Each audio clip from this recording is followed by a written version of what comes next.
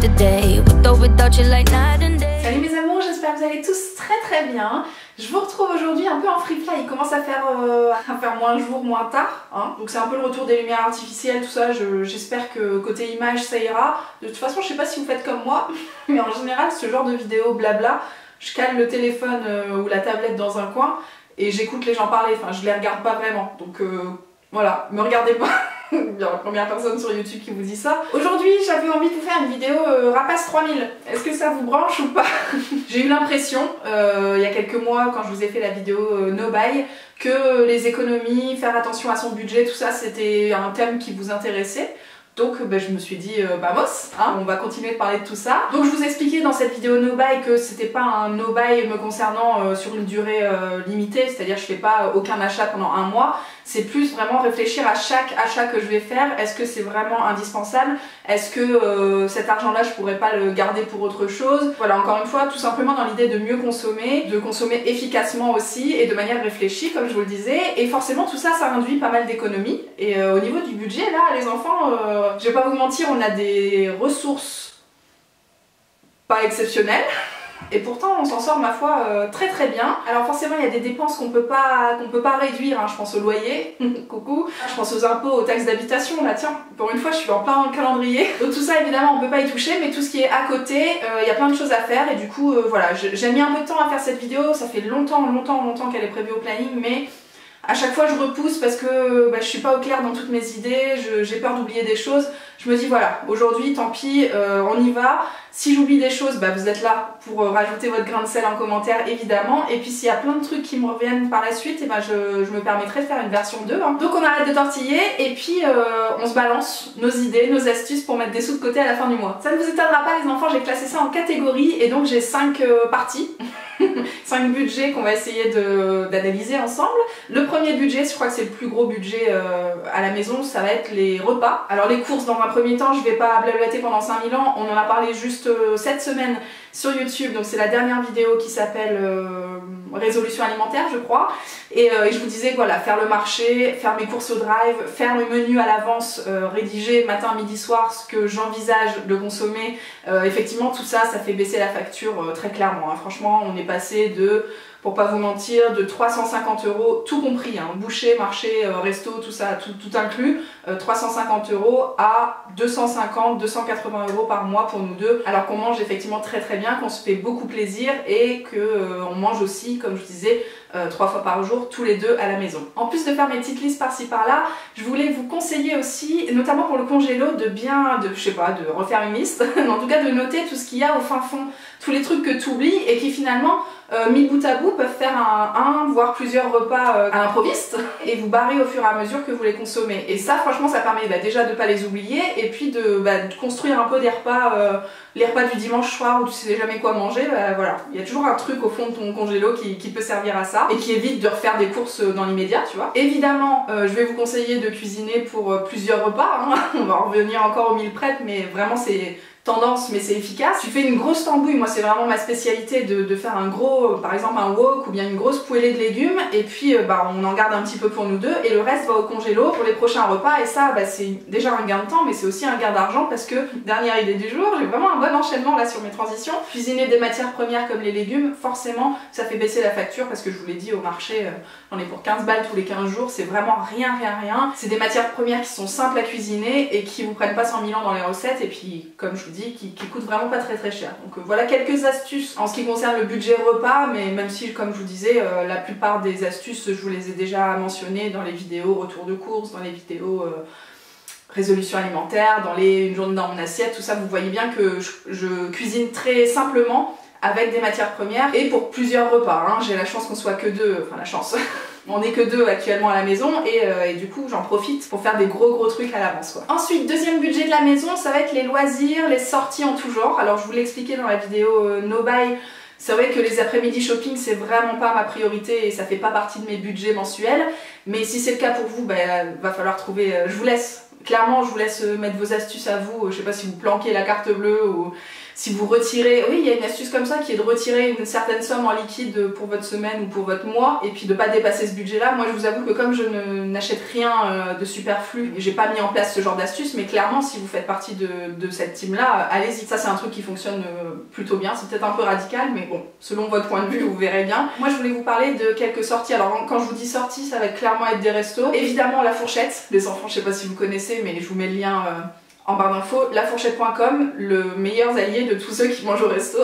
Il y a toujours des bons plans, il y a toujours des petites réductions, un dessert gratuit par-ci, 20% sur l'addition, enfin tu vois ce genre de sketch, franchement ça se prend. Et ça permet aussi de découvrir plein de restos. Moi je me souviens que la dernière fois qu'on était à Bruxelles, on avait été manger dans un resto italien, hyper renommé, donc vraiment c'est pas du tout des trucs, des boui-boui. Personne dit ça. Il y a de très bons restos qui sont sur la fourchette et je pense que c'est pas une honte, enfin vous, encore une fois vous me direz votre point de vue là-dessus, mais moi franchement j'ai pas du tout honte de réserver via ce truc là. De toute façon vous avez même pas besoin de le dire à l'oral puisque vous réservez via la fourchette et que le restaurant est au courant. Ça c'est une bonne astuce de rapace.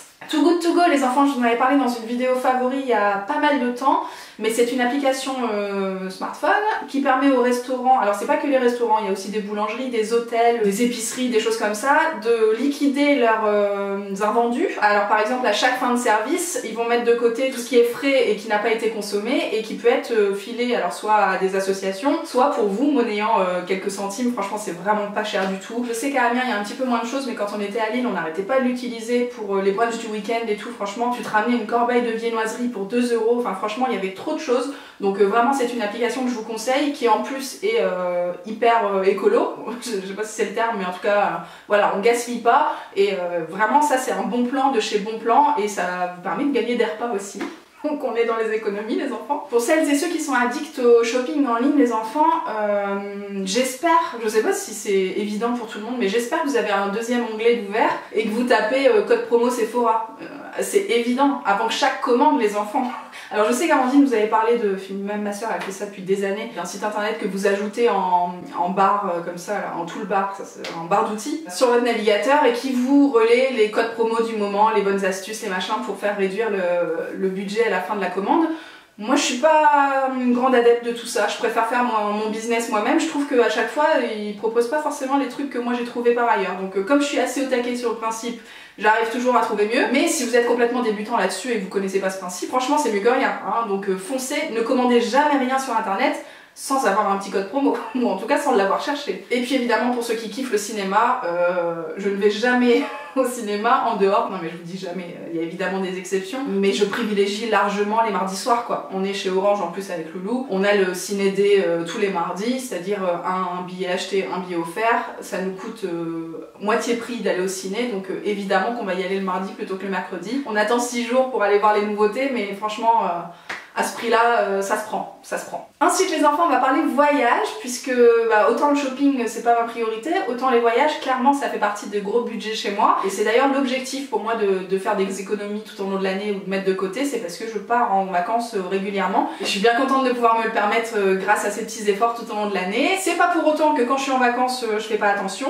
Déjà le premier conseil que je peux vous donner pour voyager léger, en tout cas pour voyager sans trop dépenser, c'est de vivre comme les locaux. En France c'est un peu évident, mais si jamais vous partez à l'étranger, c'est évident qu'il faut prendre le bus, c'est évident qu'il faut aller faire ses courses au supermarché. Alors c'est ma façon de voir les choses, mais effectivement je trouve ça beaucoup plus efficace financièrement et aussi vachement plus sympa pour découvrir les autres cultures, d'être vraiment imprégné dans le truc, tu vois.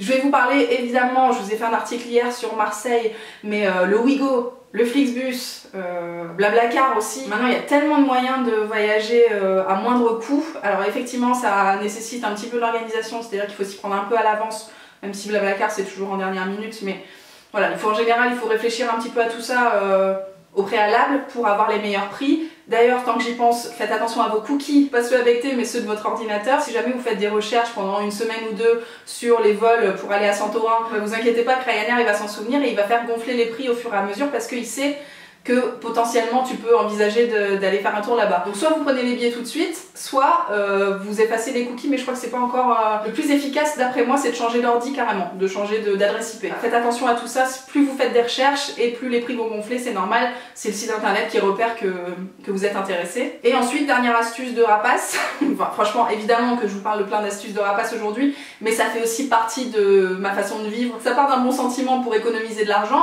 mais enfin je le fais pas à reculons, tu vois, et là en l'occurrence prendre les routes sans péage, c'est quelque chose qu'on fait beaucoup depuis qu'on a la moto et depuis que Loulou a son permis moto, parce que c'est beaucoup plus agréable et en plus ça nous fait économiser des sous. À partir du moment où la route le temps de route n'est pas multiplié par 2, clairement on va privilégier les petites routes de campagne parce que ça fait partie de notre façon de voir les choses. Encore une fois, hein, si vous êtes vraiment je veux aller d'un point A à un point B, il n'y a pas de souci, prenez l'autoroute et vous ferez des économies sur d'autres plans de votre vie. Je vous parlais de Blablacar les enfants, mais on en vient au 4e point de cette vidéo. Est-ce que vous êtes toujours là? C'est de privilégier les rapports de particulier à particulier. Donc évidemment Blablacar pour les trajets j'allais dire courts, mais les longs aussi, hein. Quand on part en vacances dans le sud de la France, on met toujours les places de derrière disponibles. Et puis évidemment Le Bon Coin, Vinted, tous ces trucs là, je vous ai déjà fait des vidéos sur le tri de mon dressing, le tri de la bibliothèque, toutes les choses que j'ai pu vendre comme ça entre particuliers. Moi ça me fait gagner un petit peu d'argent juste en vidant mes placards, mais à l'inverse, si j'ai besoin d'un truc, avant de me rendre en magasin ou de faire mon shopping en ligne, je vais d'abord regarder sur Le Bon Coin s'il n'y a pas quelque chose de similaire qui est disponible actuellement, pas trop loin de chez moi. Donc ça c'est vraiment des bonnes astuces aussi pour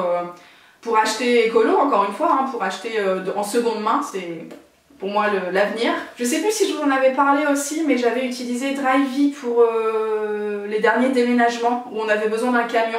Alors c'est la version Blablacar mais pour les gros camions, donc là en l'occurrence ça nous avait bien servi, pas pour le déménagement sur Amiens mais celui d'avant. Sur une courte distance tu peux louer un camion à un particulier qui suffit pour ton déménagement, ça coûte beaucoup moins cher par rapport au camion chez Intermarché, alors que pourtant ça c'est pas non plus des gros budgets, mais voilà, grappiller un petit peu par-ci par-là, parfois il y a juste des sites internet qui existent et de plus en plus les gens sont en train de développer ça, donc il y a toujours une petite astuce des familles à trouver. Si jamais vous la connaissez pas, Drivey c'est très sympa. Et enfin le dernier point, astuce économie du jour les enfants, je voulais vous parler du ménage de la maison. On vous vend par milliers des produits nettoyants spécial étagère en bois, spécial vitrocéramique, enfin bon il y a un moment stop it right now, un bon vinaigre blanc, du bicarbonate de soude et une huile essentielle de citron et puis ça fait toute votre maison. Donc franchement je sais que je vous vends cette vidéo depuis perpète, je vais essayer vraiment de m'y atteler dès que possible, mais vraiment au niveau du ménage et des produits ménagers comme ça, il n'y a pas besoin de dépenser des mille et des cents. Et je vous assure que quand vous faites vos courses au drive, une fois que vous retirez la lessive, une fois que vous retirez l'adoucissant, une fois que vous retirez tous les produits pour les toilettes, salle de bain, cuisine, machin,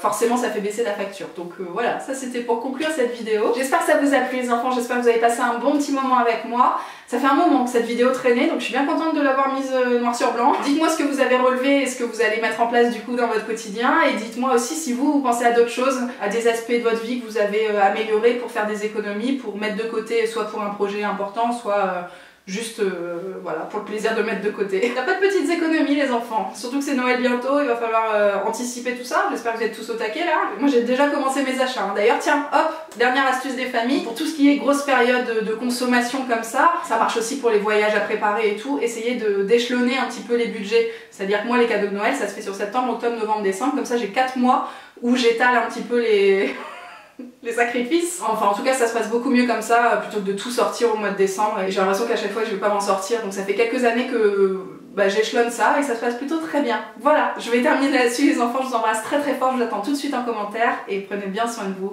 À très vite. Ciao.